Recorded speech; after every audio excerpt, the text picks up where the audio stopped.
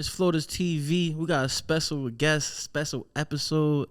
I'm your host, Shooting Nero, and we're here with Yoko Mcthuggin, the backwood Barbie, aka the Baltimore Bardashian, and we here with you right now. Boom. Hey. so before Tew World Order, right? Mm-hmm. Like, I don't want to go all the way back to high school, but for some reason I keep picturing like you in the cafeteria. Like, what were you like in the cafeteria in high school? It's crazy because the fact that you could say you picturing me in the cafeteria. In high school is where I actually recorded my very first rap song. For real? Yeah, and I used to go by the rap name Lady Shy. I did not choose that name. I just at the time would not rap in front of other people besides the people that I was rapping with. And so it was like, you got to have a name. I'm like, well, I don't know. They was like, we just going to call you Lady Shy. And I'm like, I don't like that name. They was like, come up with your own name then. And so that stuck all through high school. So that's like that tough love. Yeah, so like high school, I wasn't like super grouped up and had a bunch of friends. Like I was an athlete, so I did play sports. I was a cheerleader all 4 years. I mean, I was kind of a menace, but who isn't a menace? But I was kind of a menace, but like I didn't have a set group of friends. But once I really locked into music, I had that. Like, and a lot of them are still actually pursuing music now, so I really love that for us. What was that song like in the cafeteria?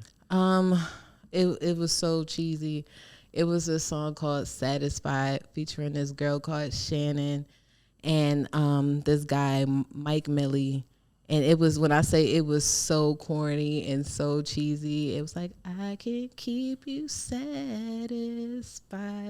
And then the guy Mike, he would like ad lib. He's like, by hugging, loving, touching, rubbing, kissing you. I'm mad I still know that much of that song. But it was very corny. I don't remember my verse, but it was me supposed to be in love with somebody I was in school with, so I rapped a song about them in school. And we sang it in school, and it was so cringy. It was so cringy when I think about it now. And then I made a fake 3-6 Mafia song, because in high school I wasn't into drugs. I mean, I drank every now and then, but not going to get super drunk. But so I definitely had like this chopped and screwed, pour it up, smoke it, pop it, pill song, and did absolutely no drugs. It's just, I know one day I'm going to do hella drugs and this song is going to be hella good. But no, if people are able to access MySpace and find those evil songs, they're somewhere on MySpace because I had them on my pages. Yeah, my first song, I put my first song on MySpace. Like, I'm like, nah, y'all go bump me on MySpace. Yeah, MySpace.com/Lil McCoy81. Yeah, Sean White People Life. Like, that's what it was. Such a cornball.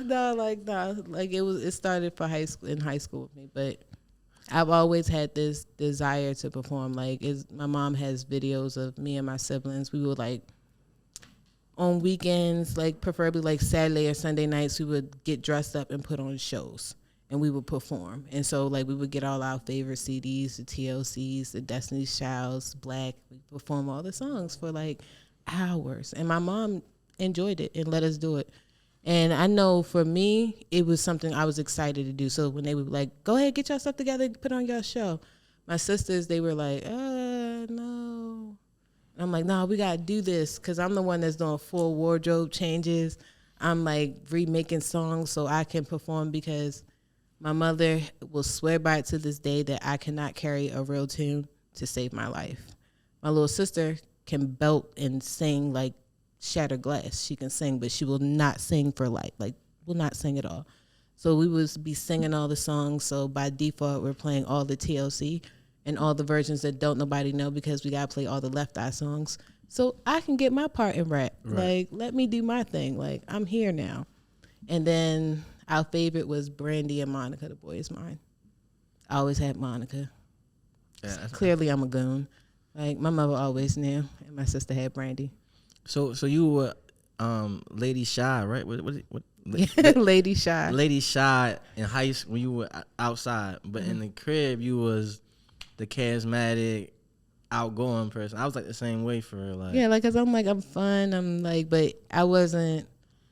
I want to say back then I wasn't as confident as I was coming up in other parts of my life. Like when it came to music, I was so it was something private of mine. It was, I think I'm good at this. I don't know if other people think I'm good at it. And then I didn't want to hear nobody tell me I sucked. So it was hard for me to show people. So that's really where the shyness came from. And then me getting out of my own head. But that stopped for a while because even I stopped doing music. From after high school, I didn't touch music again until I was 24. Damn. 6 years. I mean, I dabbled in it for a few years, maybe in like early 2012, 2014. But then I was dating a person that was rapping at the time, and they told me I sucked. So what I did was I recorded myself rapping on their MacBook, and I left it there and I saved it because I knew that's where they record their sessions from. So I left it there, went home like thinking like, oh, I just killed that shit. Like I recorded hella takes of it and left the best one. Text me and I'm like, hey. He was like, don't ever do that again. I'm like, what? I'm thinking like something like crazy happened. It never crossed my mind. He was talking about me leaving myself rapping on his MacBook. He was like, don't ever do that again. I'm like, okay. He's like, maybe you should just stick to the music video. So I believe that. So what you was doing in music videos? Because I don't have no knowledge of this. I was in a few videos. I've done stars videos. Like I've never really been but I do have one video where I was out here shaking butt cheeks. I do have a video that's like that. What's it called? Like, it's by this group called Planet Dank, and I think the song is called Bands. And yeah, so it's Yoko was shaking, and I've still to this day like I don't even understand how that happened because I thought it was supposed to be a music video, but it ended up turning into like a World Star Honey video because by the time they cut chopped the video up, it was nothing but just the scenes of me shaking ass. I'm like, bruh. Right. How does that feel? Like, I mean, now when I look like at my age now, like when I look at it, I'm like, oh my God. But when I did it then, I'm like, I'm lit. Like, look at me, I'm turned up. Like, we in here right now. But I'm not too embarrassed of it. Like, I try to not do things that I can't say that I did. Like, if I can't tell nobody I did it, whether it was 10 years ago, 15 years ago, I shouldn't have never been doing it to begin with. So it's like, yeah, I shot the booty shaking video. I was out here shaking cheeks in a video. It was cool, but I lived it. I did it. It was a moment. But during that process, I had to learn, like, this is, like, I like being in front of the camera, but I don't like being in front of the camera like this. Right. Like, I'm bigger than that. And then you got to be in front of the camera with some type of creative, like, I want to be holding the guns. Right. Like, no. You want to be able to say what you want to do. Yeah, and I want to be watching the women shaking the ass. Like, I don't want to be the woman shaking the ass. Like, if that makes sense. Like, I want to have the women shaking like their Beyonce ass. and Cardi, like, they might come in there and do a quick little jiggle. A little twerk, but that's it. Yeah. Like, I'm trying to have the ratchet shake it for me. I'm not trying to be the ratchet shaking it. So just learning to have that confidence within myself versus having the confidence in other spaces. Because during the time when I was doing music videos, I used to be a dancer. So I had to have a person literally tell me, they was like, you have this much confidence in your naked body in front of strangers, but you don't have that same confidence with all your clothes on a stage rapping some words that you wrote? That sound crazy to me. Yeah, it take them type people. Yeah, and I'm like, damn. Kind of makes sense, Gypsy. Who told you this? Like, you kind of make sense. Like, shout out to Gypsy. If you ever see this, like, I thank you for everything. And send me a message. Like, tell me what I got to do, too. Like, Gypsy was one of them ladies. Like, she really, like, it was little moments like that where it was like, yo, you got to have that if this is something you really want, and especially if it's something that I've known I want for all my life. So it's like, you can't have it if you don't put that fire behind it, if you don't have that confidence. Like, I can do anything I want to do. Mm-hmm. So follow your dreams, but fully follow it. You literally just pick up tasks and master it just to say you can. Right. So why not master what you really want to do in life? So at 24 years old, I decided to master my dreams, and that's what I'm doing now. So, you know, when you said, as soon as you said 24, the timer said 24. That's crazy. Yeah. Angel's with me. So what's the balance between, like, being a woman in this industry, right?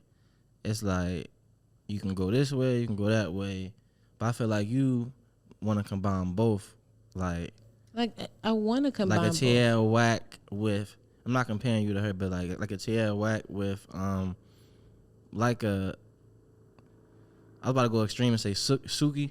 Yeah, like Like trying to could make the both worlds. Like, because in reality, like with the wave of an influx of female rappers that's out right now, you see different kinds of women. They're all different types of women. So that just shows you. you. Was it playing right above us or something? Yeah, it do sound like it's right there.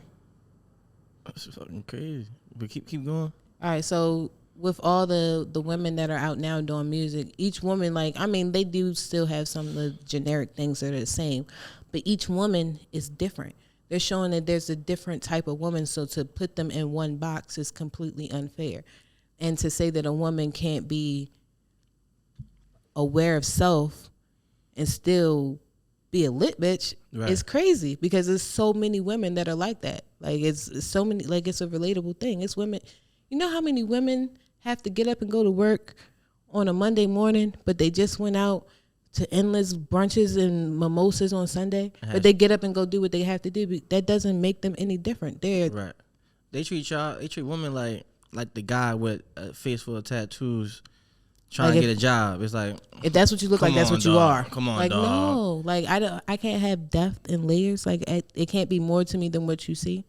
Because in reality, like, I get people who meet me in music scenes and meet me rapping, and so they think I'm this kind of person, but then they go follow me on social media. They're like, that's not who I thought you was. And then you have people that meet me on social media or meet me in an outside setting and then listen to certain songs that I have, and they're like, I didn't know you were smart, Yoko. I'm like, what did you expect? You didn't get a chance to know me. You assumed what you thought. You looked at my cover and read that for what it was. You never picked up the book.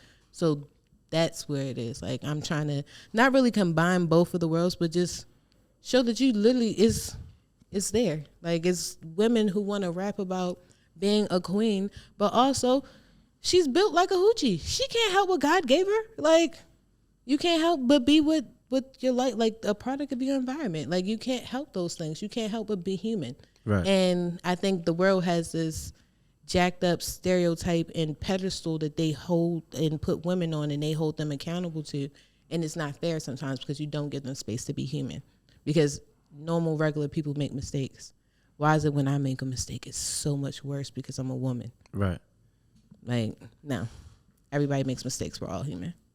And I love getting to know a woman more and becoming more in touch. Yes, like get in touch with the feminine energies. It makes you complete because you already have masculine energy. And once you get in touch with your feminine energy, makes you a complete person. Yeah, because I ain't gonna lie, before, like a couple years ago, like I ain't had no like women friends. Like I felt like how like a lot of dudes feel like, oh, if it's not that, I don't even want to da. Like it's been like a few years, but since I started doing business and stuff like that, it's just like I'd rather be around women than a bunch of dudes. Like, yeah, because women, like, not saying like, because I also take it into account that like I appreciate my male friends. Like, everybody needs friends of the opposite sex, so they can see the opposite side of how things are viewed, and then to hold you accountable in certain ways. Like, I have male friends that hold me more accountable in certain areas of life than I have female friends that do. Like, my hoochie friends, not no shit against my hoochie friends, it's hoochies for life, but I have a lot of female friends that do that shit. Then I have male friends, I'm like, yeah, you could do that shit, but in reality, doing that shit ain't gonna do nothing for him. Yeah. It's gonna bother you. So why would you do that shit? And I'm like, you know what? You kind of right, sir. You kind of right. So it's like, and then vice versa for you to have female friends, being able to talk. Like, you don't gotta hump everything that comes across you. Like, yeah, some people are genuine good friends and good people, and it's great to have that. Right. And sometimes bros be bros, but sometimes you need somebody to talk to. And a nigga not gonna be like, yo, bro, you ate tonight?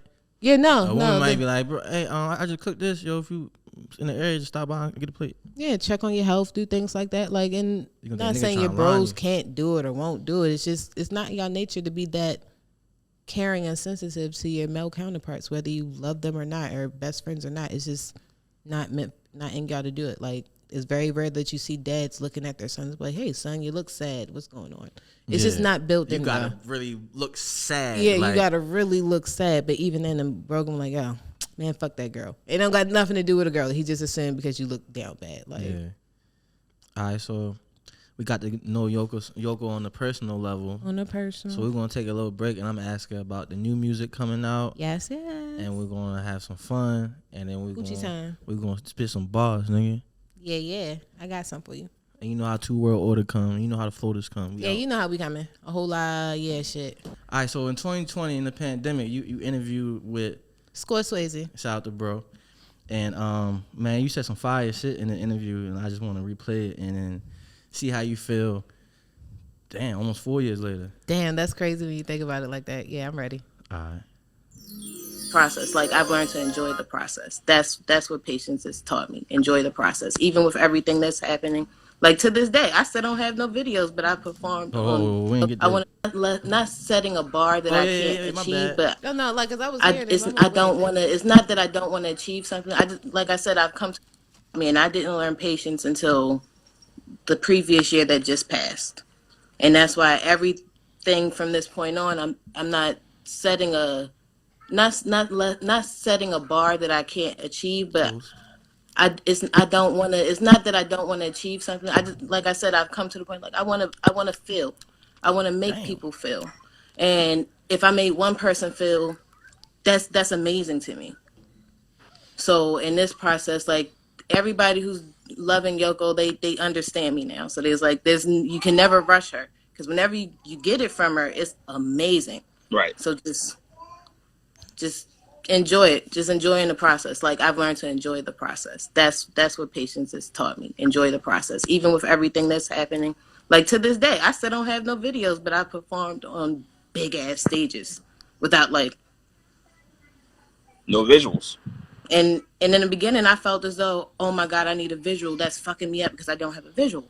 Then it's like, and that clip, like, you already had me in that clip, and then once you say, like, yo, I don't got no videos of my performance, I'm like, yo, that's so crazy, because my first time I ever seen you, I had my camera, I was recording everybody, but when I seen you perform, I'm like, oh shit, like I was locked in with you, like, yeah. And then when I went home, I was like, yo, that's hella shit I gotta edit, but I think I'm gonna fuck with this clip first and put this out, and you feel what I'm saying? Like, hopefully meet you and shit like that. And now look at us. Like, that's another full circle moment. Like, cause that was a great night for me performing. Like, and that was actually one of my favorite videos. Like, a night, like, one of my best performance clips ever. Like, whenever I send people, like, performance clips of me performing, I always send them that Folders clip. And like, that was one of my best clips too. For like, that we really killed day. it. Like, we really killed it that day. Right, like, without even knowing each other. At all. Like, and that's what I'm saying. Every moment is full circle. So, like, reiterating back to what I said, like, 4 years later, I definitely learned to live in the moments and stop setting these super high standards that I have to live by. And then if I don't make it, I'm setting myself up for a disappointment. Not to say that I don't have goals that I want to achieve, but it's not, if I don't achieve this, it doesn't stop me or make me or break me from being happy. Like, I still lived in that moment. I enjoyed it for what it was. So maybe in 2020, I would have felt some type of way performing for 5 people. 2024, like, of course I don't want to perform for just 5 people, but I'm going to perform for 5 like it's 500, because it's the moment. Like, I'm living a moment right now. There's a version of me that dreamt to live like this, and now I'm actually doing it. So that's why I was like, just living your moments, like, right here, right now, because when you look back at this time, 3-4 years later, it looks different. Like, yeah. I know where I was at when I was talking like that. Like, I'm hearing the baby just, like, talking. Like, I had just had, like, I remember that. So it's like, I remember where I was at mentally.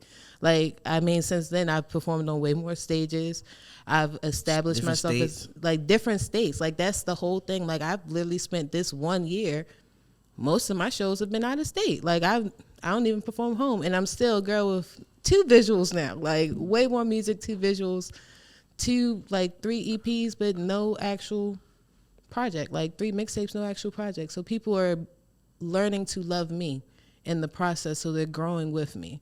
So that's where I'm at right now, enjoying these moments, enjoying the time, and living in it. Because when I look back at this moment 4 years from now, I'm like, oh, you did so much. Like, right. You accomplished so many of your dreams and your goals. Like, I know I make the 15-year-old version of me so proud. Like, that's all that matters. That, like, dead serious. And Jay-Z said, I heard Jay-Z say before, it's like, yo, I can literally look back like the past 15 years and tell you. We probably said more than that, but like I can tell you what I did this day, that month, where I was at, like.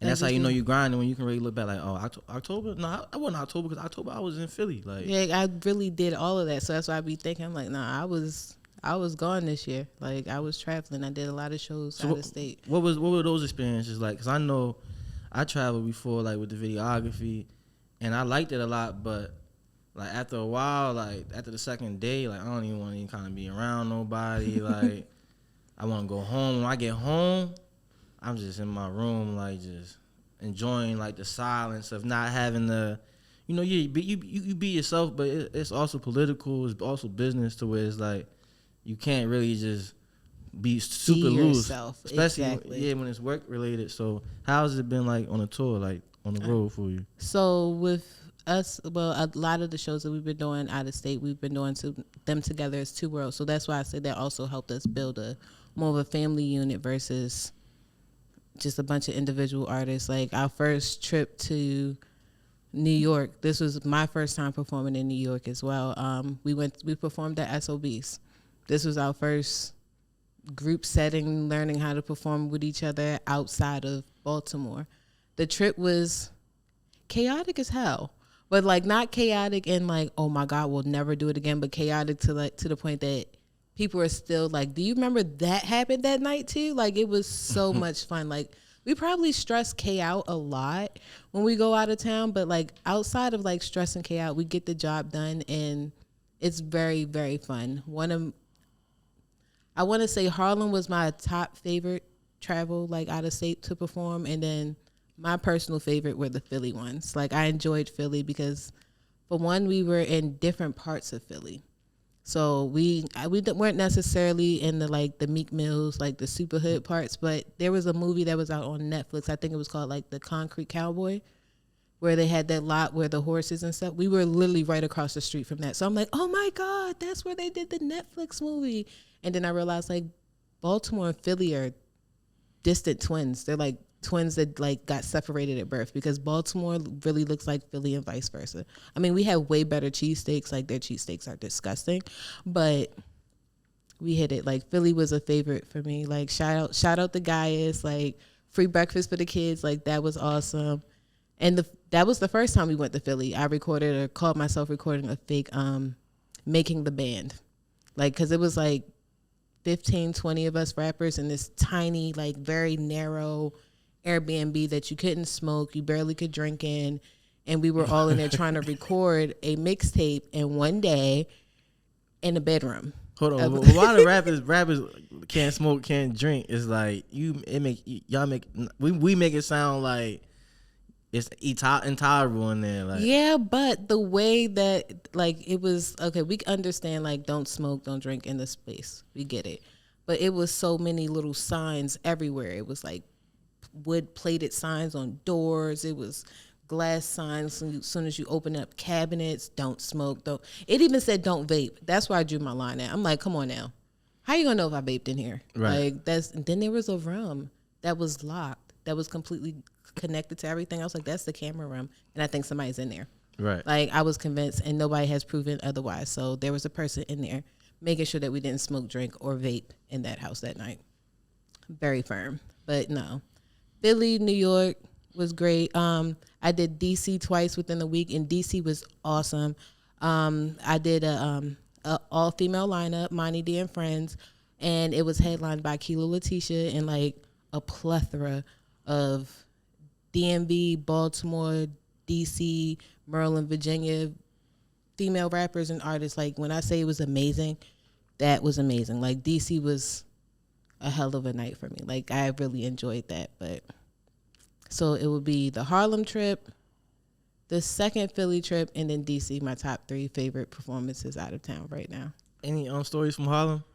Harlem, okay, so in Harlem, I fell in love with a bodega man that was giving me free chopped cheese, and we have a bodega cat together. So I do have a husband in Harlem. Shout out to you, bodega man. How many chopped cheeses you get? I mean, I ended up having 4 that day. Like, I only ate one. I gave one. $20. Yeah, like, I was like, nah. He was like, I'll make you a chopped cheese. I was like, for real? He was like, take one home.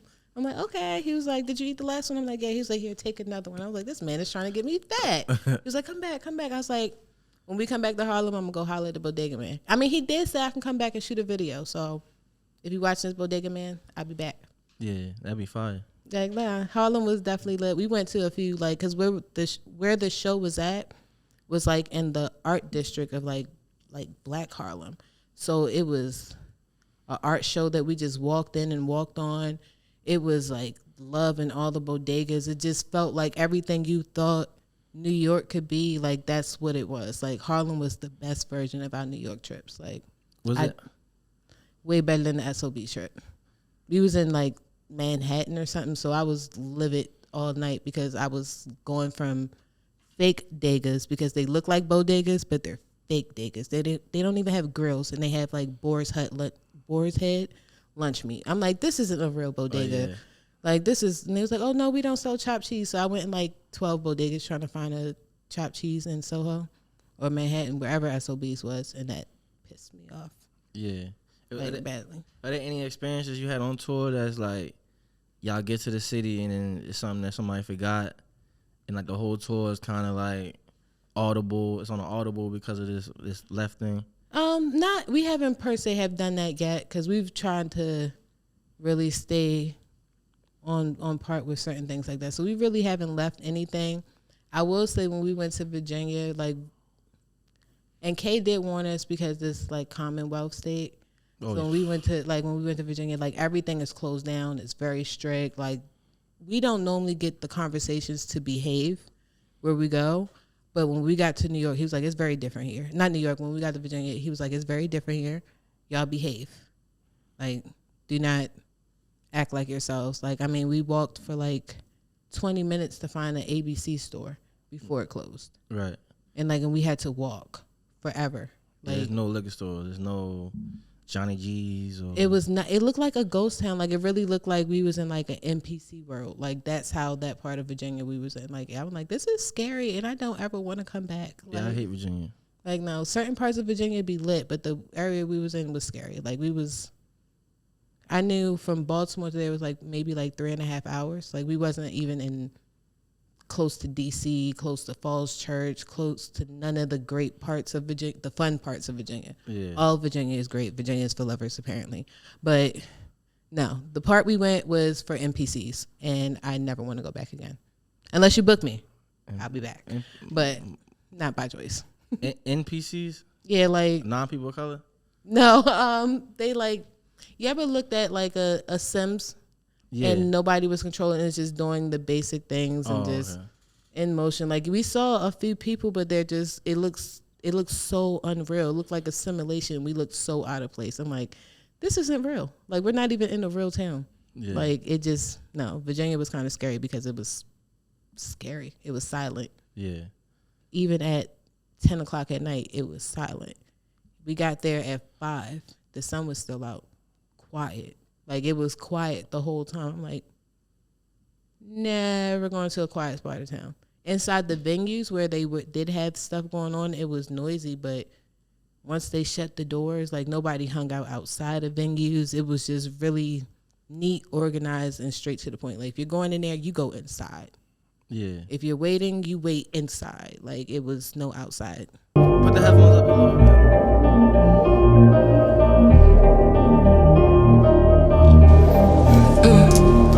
This is my little sad rock song. I play all night long. I wish that you were here. Yeah, I'm emotional right now. I got you, yeah, it's alright. No planes, but let's take flight. I got the drugs, get high. You would cross this I can't bear. No secrets I can't share. You said you were dealing with a heartbreak? Yeah. Like, I'm an emotional writer and rapper.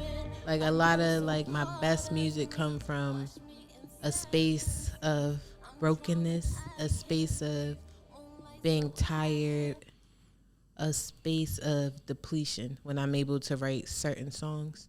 So, like, of course, nobody wants their feelings hurt, but the minute mines get hurt, it's up for you. I'm writing songs. I'm writing verses on all you niggas. All you niggas. I'm writing verses on all you niggas.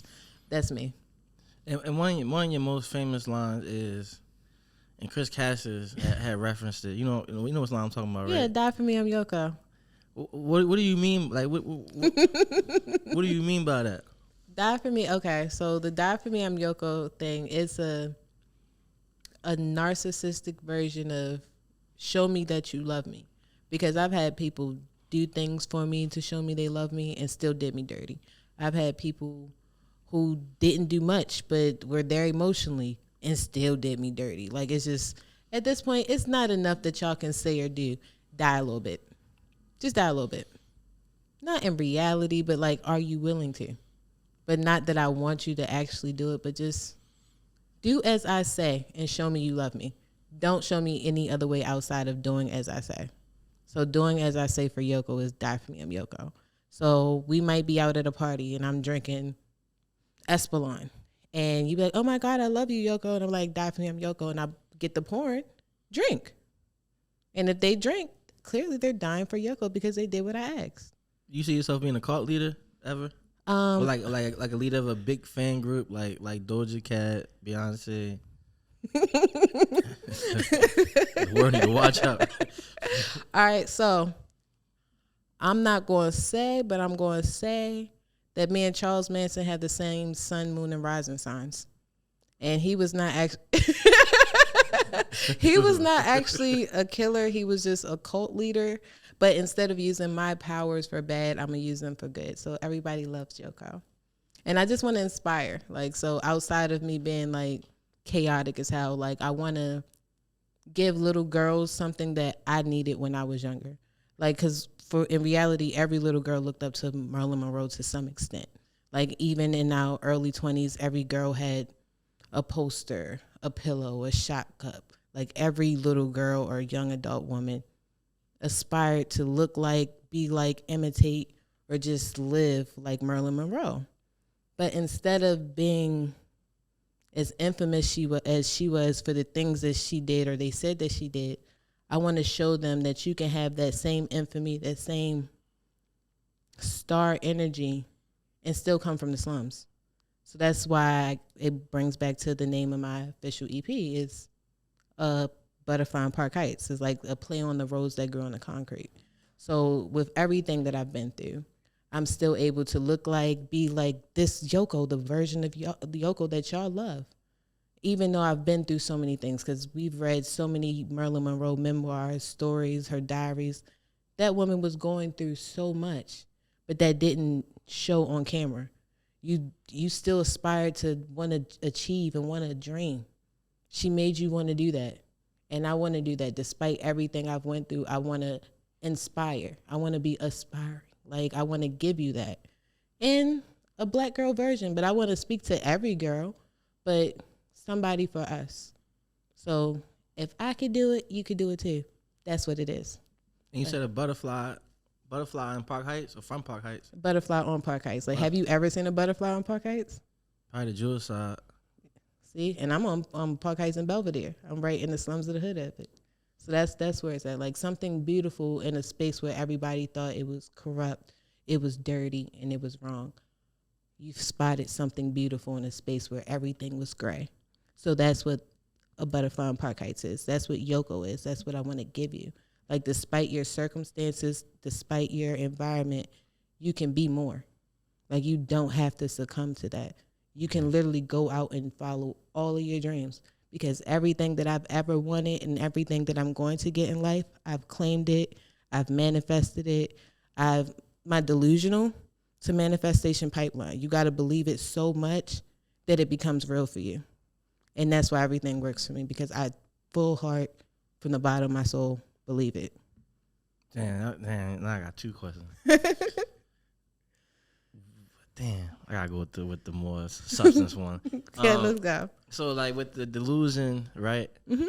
Like, I feel like, yeah, that shit is essential, like, for what we're doing. Like, because I feel like everybody, like, we know we're great, but it's just, like, all about proving that you're great and, like, having the resume, be like, nah, I'm really great. Even somebody doesn't know you, like, oh, nah, I'm great. Like I'm really this. great. So, like, but, like, with the delusion, like, especially in different stages of it, like, in the beginning, you gotta explain the delusion to people. Like, have you ever had a situation like that where it's just like somebody's just like, yo, this shit not worth for you. What the fuck is you doing? Like, you need to be. Like I often get that a lot, like with my home base, like not my outside family and friends, but like my home base situations, real life things for me. I often get why are you doing this? Why do you still want to do this? Wow, you've been doing this for so long, and that's what you want to do. It's not something else. You're great at this. You're great at that. But in my brain, I know I'm going to get Grammys. I know my name is going to be a household name. I know my name is going to live longer than my children, their children, and their children. Yoko is going to be a thing. So I believe that from the bottom of my heart. So you might not understand it now, but somebody listening to an interview from 2020, hearing Yoko today is like, oh, maybe she wasn't wrong. Right. No, because I believed everything I told you in 2020. So I worked to make it into because you can't just be delusional and not put work behind it. And that's what people mess up with delusion. Like, you're delusional if you just believe it and there's no work behind it. That's just full-fledged delusion. Get that together. But when you're delusional and you put work behind it, that's how it becomes a manifestation, because you can't just think it and it pop up. You still have to do the steps to make it true. But now that you know that's exactly what you want, you're going to take the necessary steps to get there. So, yeah, you got to explain it to some people, or you just get in your space and you stop explaining it. Let them watch it. Let them see it happen, because it's not for you to understand. I know what I'm doing. You're just supposed to watch it happen. So, yeah, you're going to have to explain it to people, but once you get comfortable within your delusion, you stop explaining it to people, because it's not delusion after a while, because they'll see you do it for so long that it becomes real. So now they think you did magic. Right. And it wasn't magic. It's just I fully believe in myself and my dreams. Yeah. Like, I just stopped looking for compliments for a whole 3 years. So now when they come in, it's just like, thanks. Yeah. But I already knew this. Like, you know, my new thing is explanation points. Like, thanks. Because it's like I'm so like unexcited that it's like, thanks, bro. Like, hell yeah. Like, yeah. But like, I already knew this. I've been telling you this. So it's like, you're catching up. Yeah. Thank you for catching up. Yeah. That's basically what it feels like. And that's what being humble is, though. That's what they told me. No, yeah, you got it. Like, because some people not going to see it while you see it. Some people don't understand it while you're in the building phases. Because a lot of times we ride past houses or buildings getting put up, and we see it at the ground level and do not know what it's going to turn out to be. And we're like, what is that pile of crap they've been doing for 30 days now? Yeah. And then 6 months later, it's glass, shiny houses. It's beautiful. Like, oh, yeah. I get it now. You might have drove past it like a whole week and then just didn't look. And then all of a sudden it's starting to look like something. So like we're going to keep driving past, and it's going to be November. So what's going on right now for this new project? So right now for this new project, Yoko is working Butterfly on Park Heights, BOP. So it's a BOP. It's a Butterfly on Park Heights. So I want to, with the Butterfly on Park Heights, I want to give you... Take your time. You can drink your water. A little bit of Yoko. Like, because I feel like depending on which version of Yoko you got to meet, that's all that you have for me. Because a lot of people, if you've met me in my Tew World settings where I'm rapping better than everybody else, you meet in the Kanye West version of Yoko, like I'm the greatest. But then you meet me in my neutral setting where I'm not Yoko Mcthuggin, but I'm just Yoko and I'm with my friends. So you might have met a party girl. Then you might meet me on social media and you see, oh, Yoko has kids. Yoko's a family person. So instead of y'all bouncing around from different places trying to gain intercept or idea of who I am, I give y'all that in musical form. So that's what a Butterfly on Park Heights is. That's what I'm trying to get. A little piece of me that you get to take home, put in your ear, and you listen to all the time. Like you have Yoko at home with you all the time. So, but this is October right now. So what's going on right now that is gonna help the results for November when you drop Bop? Well, I'm not dropping in November. I'm dropping February the 14th. So I'm giving. Oh, you had to have it. Who told you had to have it finished by November? Oh, if since we here now, it's a little sneaky piece. So I have to have a certain piece of the big piece done by November. So to get things rolling. Okay. No, but I'm gonna be dropping teas. I'm gonna be dropping videos. I'm gonna be dropping content so you can stay in tune so you can feel like you're going on this journey with me. So while I'm recording, I want y'all to be there. So you're going to get a lot of content from behind the scenes, the content of me writing, content of the back and forth between me and managers trying to figure out where we're going. Me being told, no, Yoko, you can't do this. And it's a lot. You get to know Yoko in the process of how it became Yoko. Because today is a challenge for me.